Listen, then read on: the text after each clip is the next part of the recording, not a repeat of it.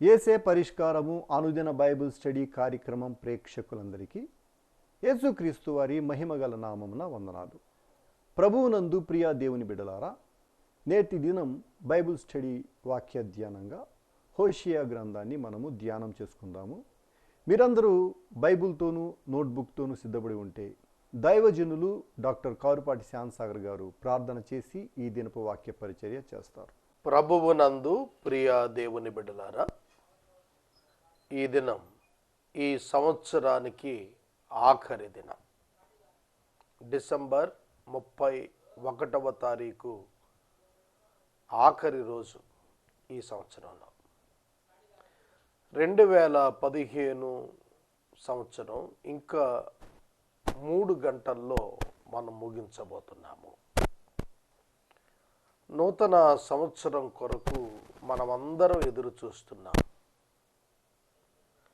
ఈ సంవత్సరం అనేక మంది ప్రభువునందు నిద్రించారు, కానీ మనం సజీవులంగా నూతన సంవత్సరంలోనికి అడుగు పెడుతున్నాము. ఇది దేవుని మహాకృప. ఇది దేవుని మహాకృప. ఈ నూతన సంవత్సరంలో యేసే పరిష్కారం ఆశ్చర్యకరంగా కొనసాగాలని నేను ఆకాంక్షిస్తున్నాను. గతించిన సంవత్సరం అంతా యేసే పరిష్కారానికి చేదోడుగా నిలిచిన ప్రతి ఒక్క వ్యక్తిని యేసు నామమున నేను అభినందిస్తూ కృతజ్ఞతలు తెలియజేస్తున్నాను. ఎపిసోడ్ సహకారులుగా నిలిచిన ప్రతి కుటుంబానికి నా ప్రత్యేక కృతజ్ఞతలు. 2016 సంవత్సరంలో కూడా ప్రభువు దయ మనందరిపై ఉండి ఈ ప్రోగ్రాం అనేకుల రక్షణార్థం కొనసాగుట కొరకు నేను ప్రార్థిస్తున్నాను. మీ సహాయాన్ని అర్థిస్తున్నా. ప్రభు సహాయాన్ని అర్థిద్దాం. ప్రార్థన చేసుకుందాం. తలలు వంచండి, ప్రార్థనలో ఏకీభవించండి. మమ్మలను మిక్కిలుగా ప్రేమిస్తున్న మా ప్రియ పరలోకపు తండ్రి, మీ పరిశుద్ధ గణనామమునకు వందనాలు, స్తోత్రాలు. నేటి వాక్య ధ్యానమునకు మేము సిద్ధంగా ఉన్నాం. మీరు మాతో మాట్లాడాలి ప్రభు. ఈ సంవత్సరం చివరి గంటలలో ఉన్నాం ప్రభు. నూతన సంవత్సరం మరొక 3 గంటల్లో మేము ప్రవేశిస్తాం. మీ కృప కొరకై మేమందరం ఎదురు చూస్తున్నాము. నూతన సంవత్సరం నూతన దీవెనలు, నూతన సంవత్సరం నూతన దర్శనము, నూతన సంవత్సరం నూతన పని, నూతన సంవత్సరం నూతన విజయాలు మాకు అందించమని అడుగుతున్నాము. మాకు సహాయం చేసిన ప్రతి మిత్రుడిని, వారి కుటుంబాన్ని మీరు ఆశీర్వదించండి. మీరు చేసిన ప్రతి మేలుకై నిండు హృదయముతో సాష్టాంగపడి కృతజ్ఞత చెల్లిస్తున్నాను. అంగీకరించండి ప్రభు. మీరు తోడుగా లేనిదే ఈ కార్యము జరగదు. మీరు జరిగించగా మేము ఉచితంగా నిలిచి చూచాం ప్రభు. మీ కృప, మీ దయ అంతటి కొరకై స్తోత్రాలు చెల్లిస్తున్నాను. వాక్య ధ్యానము మాకు దీవెనగా ప్రసాదించుము. యేసు నామమున అడుగుచూ ఉన్నాము తండ్రి, ఆమెన్. ప్రభువు నందు ప్రియా దేవుని బిడ్డలారా, దయచేసి మీ పరిశుద్ధ బైబిల్ గ్రంథాన్ని తెరవండి. హోషేయ గ్రంథము 4వ అధ్యాయము 8వ వచనము నుండి మనము వాక్యాన్ని జ్ఞాపకం చేసుకుందాం. గత దినము 7వ వచనం చదువుకున్నాం. తమకు కలిగిన కలిమి కొలది వారు నా ఎడల అధిక పాపము చేసినారు గనుక వారి ఘనతను నీచ స్థితికి మార్చుదును. హెచ్చరిక, హెచ్చరిక. ప్రతి మనిషికి హెచ్చరిక. చాలా అద్భుతమైన మాట. కలిమి విస్తరించిన కొలది పాపము చేయుట విస్తరించినది. ఇది ప్రభువు ఖండించాడు. అట్టివారి ఘనత నీచ స్థితికి తిరగబడుతుంది.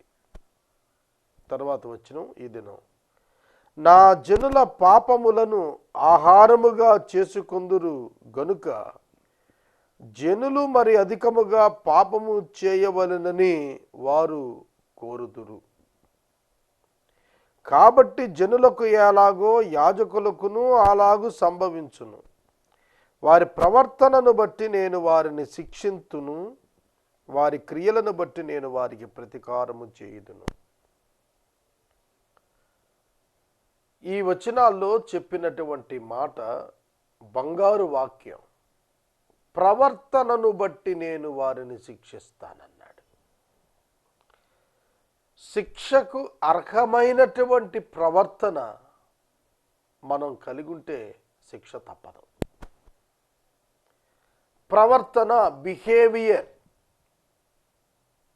బిహేవియర్ మన ప్రవర్తన మన శిక్షకు కారణమవుతుంది.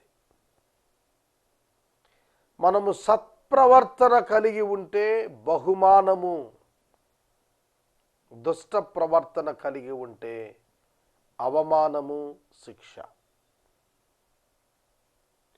నూతన సంవత్సరానికి కూడా ఇదొక పాఠం మనకు. మన ప్రవర్తన అంతటిపై ఆయన అధికారమునకు మనము ఒప్పుకొనిన ఎడల క్షేమకరమైన దినములను మనం చూస్తాం. మన ప్రవర్తన జాగ్రత్తగా చూచుకొనవలెనని బోధించబడుతున్నాము. ప్రసంగి 5:1 దేవుని మందిరమునకు పోవునప్పుడు నీ ప్రవర్తన జాగ్రత్తగా చూచుకొనమన్నాడు. Consider your behaviour. నీ ప్రవర్తన తీరు ఎలా ఉంటోంది? తోటి వారితో, కుటుంబ సభ్యులతో, ఇరుగు పొరుగు వారితో, కార్యాలయమున ఉన్న వారితో, సంఘ సహసభ్యులతో నీ ఇంటరాక్షన్ అండ్ బిహేవియర్ ఏ విధంగా ఉంటుంది? దానిని బట్టి నీ ఫలితం ఉంటుంది. దేవుని పిల్లలు సత్ప్రవర్తన కలిగిన వారై జీవించాలి. దుష్ట ప్రవర్తన నాశనానికి దారితీస్తుంది, శిక్షకు దారితీస్తుంది. చాలామంది ఎడ్యుకేటెడ్ పీపుల్ క్రైమ్లో ప్రవేశిస్తున్నారు. నేరాలలో ప్రవేశిస్తున్న మేధావులు శిక్ష పొందుతూనే ఉన్నారు.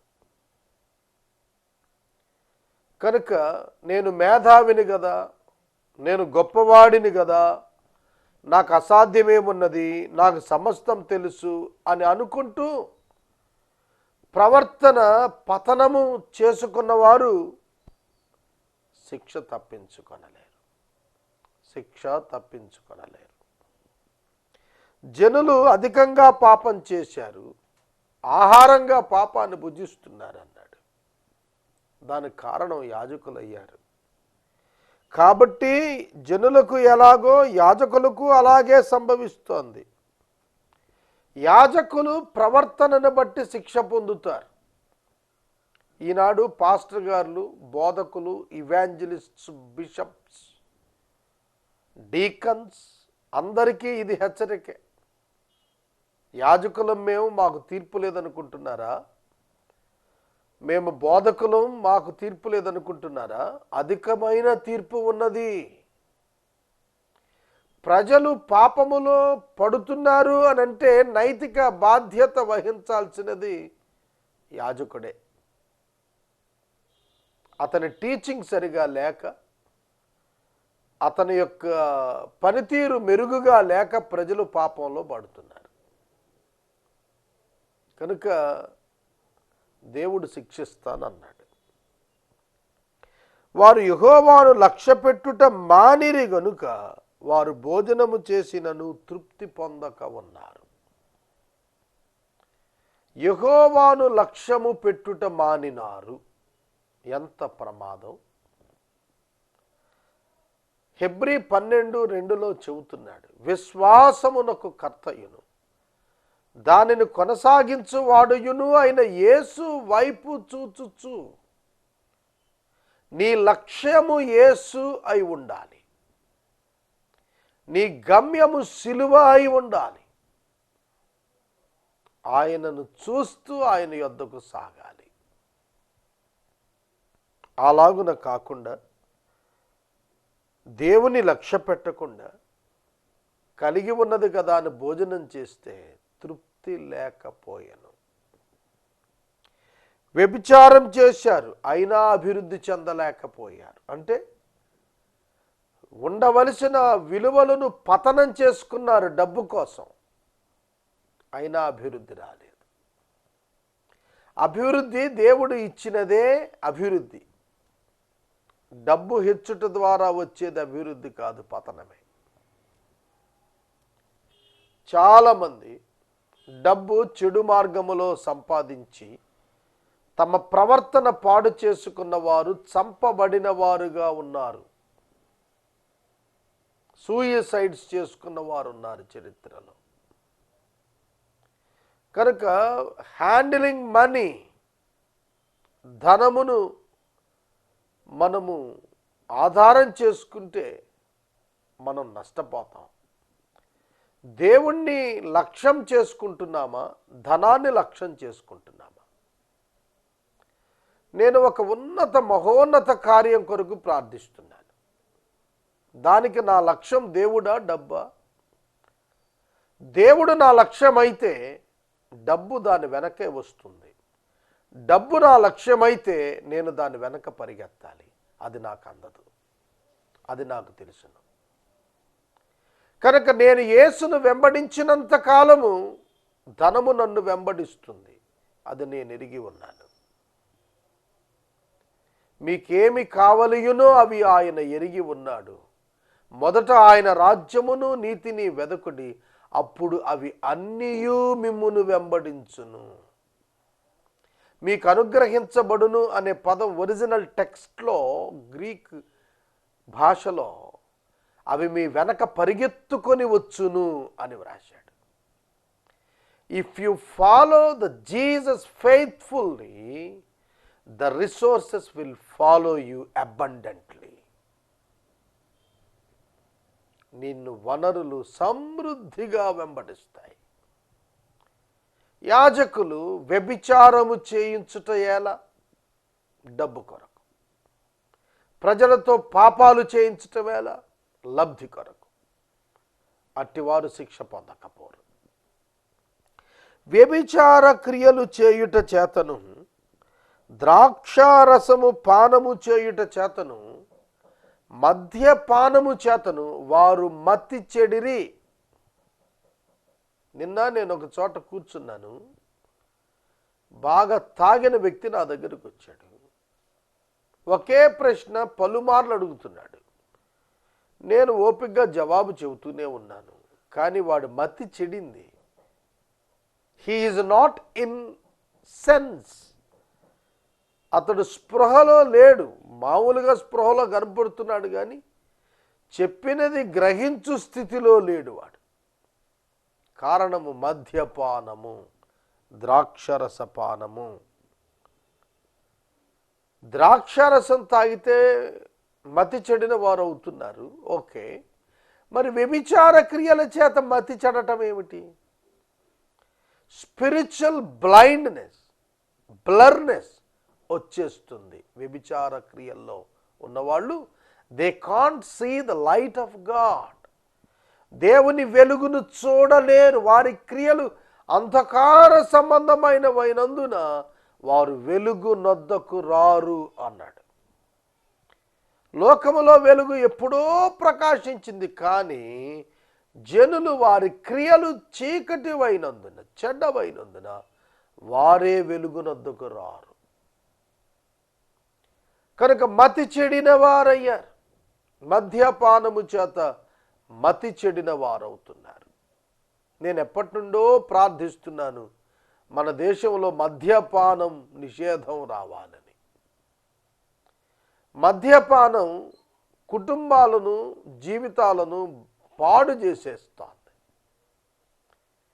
70% of the income of male labour goes to the alcoholic shops. Wine షాప్స్కి వెళ్ళిపోతోంది.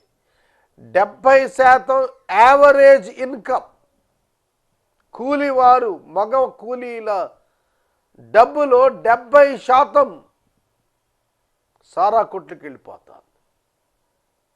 ఇవాళ రాత్రి చూడండి మీరు, సారా కొట్ల బయట ఎట్లా పడిపోయి ఉంటారు, రోడ్ల మీద కొందరు పడిపోయి ఉంటారు. చాలా దారుణం. మతి చెడిన వారవుతున్నారు.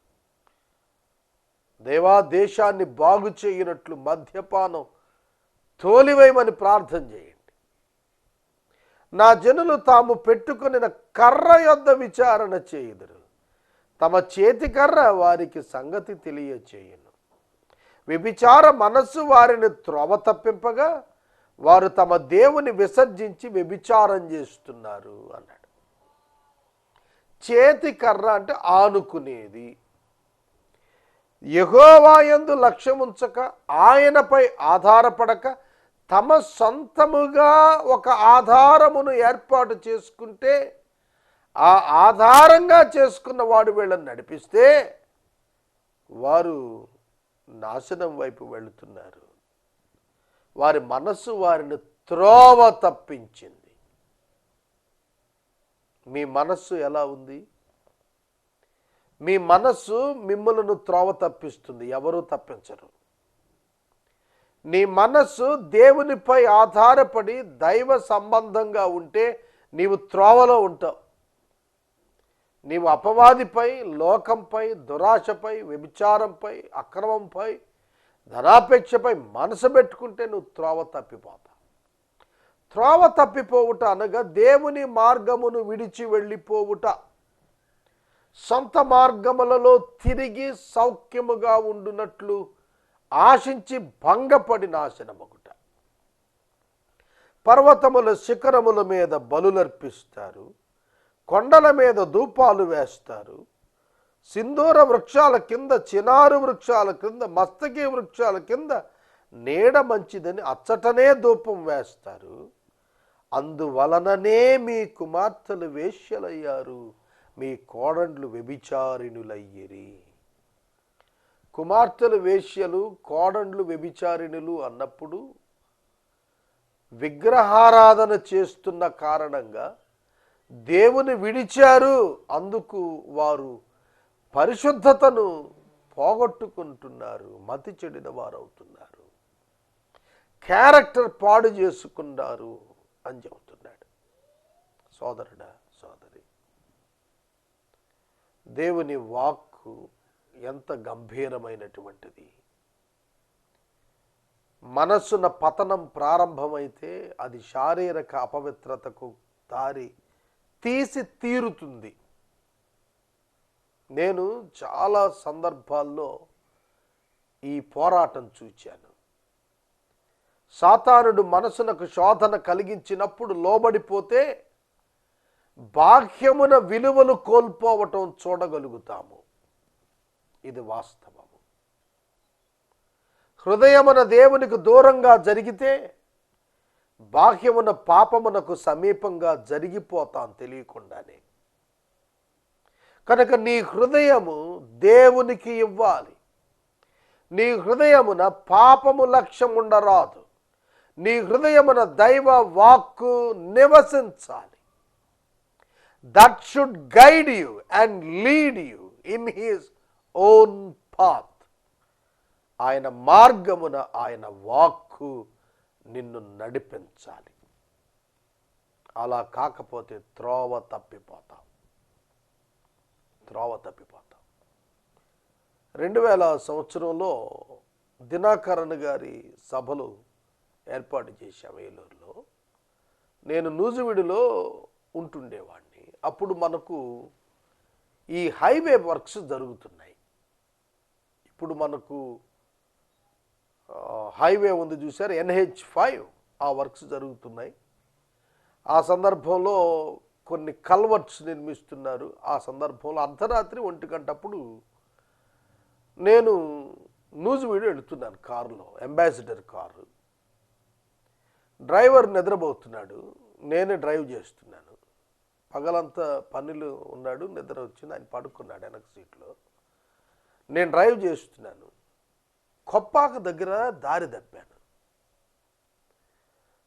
నాకు గతంలో ఒక రోడ్డు ఉన్నట్టుగా ఐడియా ఉంది కనుక ఆ రోడ్ని నేను సెలెక్ట్ చేసుకున్నాను.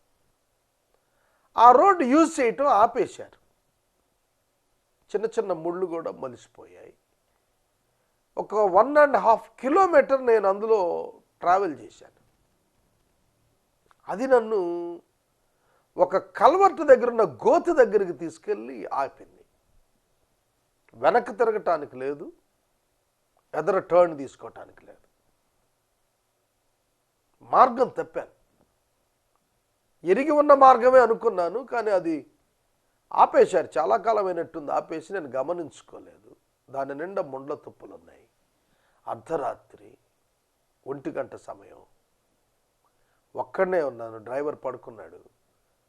నేను ఆగి చుట్టూతో చూశాను. ఇంకా ఎదరగబోదామా అంటే రోడ్ లేదు, గోతులు ఉన్నాయి, కట్టడాలు జరుగుతున్నాయి. ఆగిపోయింది. ఆ అర్ధరాత్రి అక్కడే నిలబడి నేను ప్రార్థన చేశాను. ప్రభువా, నేను మార్గం తప్పాను. ఎప్పుడు మార్గము తప్పుట అనే పదం బైబిల్లో చెప్పినా నాకు ఆ సన్నివేశం గుర్తొస్తుంది. ఎటువంటి తీవ్రమైన అర్ధరాత్రి 1 గంటప్పుడు వెనక్కి వచ్చే పరిస్థితి లేదు. కారు ఎదర టైర్, రైట్ సైడ్ టైర్ దిగబడింది. డ్రైవర్ ట్రై చేశాడు, రాలేదు. సుమారు 200 కిలోల బరువు ఉంటుంది ఆ ఇంజిన్. B2 ఇంజిన్ అంటారు దాన్ని. నేను ప్రార్థన చేసి ఒక ప్రక్క పట్టుకుని ఆ వెహికల్ పైకి లేపాను. వెహికల్ బయటకు వచ్చింది. ఆ రాత్రి నేను బిగ్గరగా చేసి ప్రార్థన చేసి దాన్ని లేపాను. నాకు ఇప్పటికి ఆశ్చర్యం, అంత వెయిట్ నేను ఎట్లా లేపాను నాకు అర్థం కాదు. ప్రభు శక్తి ఇచ్చాడు. త్రోవ తప్పిన అనుభవం దారుణంగా ఉంటుంది. ముళ్ళ బాట, అర్ధరాత్రి చీకటి బాట, మార్గం ఉండదు, వేదనకు నడిపిస్తుంది.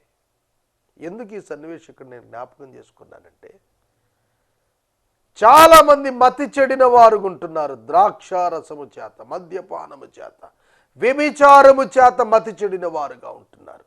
They don't know how to handle their life, how to handle their relationship with wife and husband. భార్యతో, భర్తతో ఎట్లా ప్రవర్తించాలో మర్చిపోతున్నారు. పాపము మనలను ఆక్యుపై చేస్తుంది. జాగ్రత్త. వ్యభిచారపు మనస్సు కుటుంబ జీవితాలను పాడు చేసేస్తుంది. దేవుని విసర్జించి వ్యభిచారములో పడ్డారట. ఎవడు దేవుని విసర్జించకుండా వ్యభిచారంలో పడ్డావు. వ్యభిచారంలో పడ్డవాడు దేవునితో సంబంధం ఉందంటే నేను ఒప్పుకోను. దేవుని విడిచినాకే వ్యభిచారంలో పడతాడు ఎవడైనా సరే. అర్థం చేసుకోండి వాక్యాన్ని. వ్యభిచరిస్తున్నాడు అనగా దేవునితో లేడు, దేవుని వదిలేశాడు. ఇది మనం తెలుసుకోవాలి. పర్వతముల శిఖరముల మీద బలులర్పిస్తారు, కొండల మీద ధూపాలు వేస్తారు, మస్తకి వృక్షం కింద నీడ మంచిదని ధూపం వేస్తారు. అందువలన కుమార్తెలు వేశ్యలయ్యారు, కోడండ్లు వ్యభిచారిణులయ్యారు. భరించలేనిది కదా ఇది అనుభవం. కుమార్తెలేమిటి, వేశ్యలేమిటి, బ్రైడ్స్, పెండ్లి కుమార్తెలు, కోడండ్లు ఏమిటి, వ్యభిచారిణులు అయిపోవటం ఏమిటి, కుటుంబం ప్రతిష్టలు ఏమైపోతున్నాయి. కనుక భౌతికంగా వ్యభిచారులు అయిపోయే సన్నివేశమే తీసుకోక్కర్లేదు ఇక్కడ. దేవుని విసర్జించి స్త్రీలు విగ్రహారాధన వైపు మరలి పురుషులను దానిలోనికి ఆహ్వానించారు. జనులు తామే వ్యభిచారులను కూడుదురు, తామే వేశ్యలతో సాంగత్యం చేస్తూ బలులర్పిస్తారు గనుక మీ కుమార్తెలు వేశ్యలగుటను బట్టి నేను వారిని శిక్షింపను, మీ కోడండ్లు వ్యభిచరించుటను బట్టి నేను వారిని శిక్షింపను. వివేచన లేని జనము నిర్మూలమగును. Please underline this verse. వివేచన లేని జనము నిర్మూలమగును. A people without understanding shall come to ruin. A people without understanding shall come to ruin. అర్థం చేసుకోలేని వారు, దేవుని మార్గాలను వివేచించలేని వారు, వారు పతనము వైపు వెళ్ళిపోతూ ఉన్నారు. యు మే బి ఎడ్యుకేటెడ్, నువ్వు చాలా విద్యావంతుడు అయి ఉండొచ్చు, నువ్వు చాలా ప్రభావవంతుడు అయి ఉండొచ్చు, కానీ దేవుని మార్గం నీకు తెలియకపోతే నువ్వు నిర్మూలమవుతావు.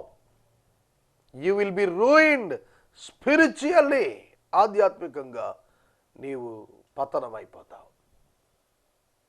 దేవుని ఎరుగక నీ మార్గాలను నిర్మాణం చేసుకున్నప్పుడు భౌతికమైన జీవితం కనిపించవచ్చునేమో కానీ ఆధ్యాత్మిక ఆనందం నీలో కొరవడుతుందనేది సత్యం. దాన్ని నువ్వు తెలుసుకోవాలి. ఇశ్రాయేలు దేశమా, నీవు వేశ్యవైతివి అయినను యూదా ఆ పాపములో పాలు పొందకపోవును గాక. గిల్గాలునకు పోవద్దు, బేతేవెనునకు పోవద్దు, యెహోవా జీవముతోడని ప్రమాణము చేయవద్దు. ఇశ్రాయేలు నీవు వేశ్యవైపోయావు, కానీ యూదా అలా కాకుండును గాక అన్నాడు. సొలొమోను అనంతరం రాజ్యము రెండుగా విడిపోయింది, ఉత్తర దక్షిణ రాజ్యాలుగా విడిపోయింది. సొలొమోను కుమారుడైన రెహబాము 2 గోత్రాలను పరిపాలించాడు. పనివాడు యరొబాము 10 గోత్రాలు పరిపాలించాడు. 10 గోత్రాలను పరిపాలించిన 19 మంది రాజులు చెడ్డవారు. వారు వ్యభిచారములోనికి, అనగా ఆధ్యాత్మిక వ్యభిచారమైన విగ్రహారాధనలోనికి ఆ జనాంగమును నడిపించారు. అదే చెబుతున్నాడు. పెయ్యి మొండితనము చూపునట్లు ఇశ్రాయేలు వారు మొండితనము చూపి ఉన్నారు గనుక విశాల స్థలమందు మేయు గొర్రె పిల్లలకు సంభవించినట్లు దేవుడు వారికి సంభవింపచేయును. ఈ వాక్యము నేను 2వ తారీఖు చెబుతాను, ఎందుకంటే రేపటి దినం న్యూ ఇయర్ మెసేజ్ ఉంటుంది కనుక 2వ తారీఖు 16వ వచనం మనం ధ్యానిస్తాము. వాక్య ధ్యానం ఇక్కడ నేను నిలుపుదల చేస్తున్నాను. ఈ సంవత్సర కాలమంతా సహకరించిన ప్రతి ఒక్కరికి నిండు హృదయపూర్వక ధన్యవాదాలు. ఈ ప్రోగ్రాం ఈ సంవత్సరం నడిపించి ముగించిన దేవాది దేవునికి హృదయపూర్వక కృతజ్ఞతలు, స్తుతులు, స్తోత్రాలు చెల్లిస్తున్నాను. మనము ఇంతవరకు దైవజనులు డాక్టర్ కారుపాటి శ్యామ్సాగర్ గారి ద్వారా బైబిల్ స్టడీ వాక్య ధ్యానమును హోషియా గ్రంథము నుండి ధ్యానం చేసుకున్నాం. ఈ కార్యక్రమం ద్వారా మీరు పొందుకొనుచున్న మేలులు మాకు ఒక ఉత్తరం ద్వారా తెలియచేయండి. మీ ప్రార్థనా మనవులు మాకు తెలియచేస్తే ఏసే పరిష్కారం కార్యాలయంలో ఏర్పాటు చేసిన ప్రత్యేక ప్రార్థనా శిబిరంలో మీ కొరకు ప్రార్థిస్తాం. మీ కుటుంబ పక్షముగా ఒక ఎపిసోడ్ ప్రసారం చేయాలనుకునేవారు మాకు తెలియచేస్తే మా సిబ్బంది మీ గృహాలను దర్శిస్తారు.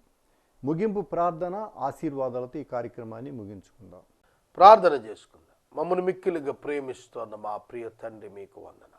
వాక్యము విన్న బిడ్డలను దీవించుము. నూతన సంవత్సరములోనికి విజయముతో కాలిడ చేయము. పాత సంవత్సరం గతించింది, ఇంకా 2.5 గంటలలో మేము 2015ను దాటుతున్నాము. నీవు మమ్మను ఆయుషతో ఉంచినందుకు కృతజ్ఞతలు చెల్లిస్తున్నాం. నీ పిల్లలుగా జీవించటానికి సహాయం చేశారు. నిన్ను దుఃఖపెట్టాము, మమ్మను క్షమించము.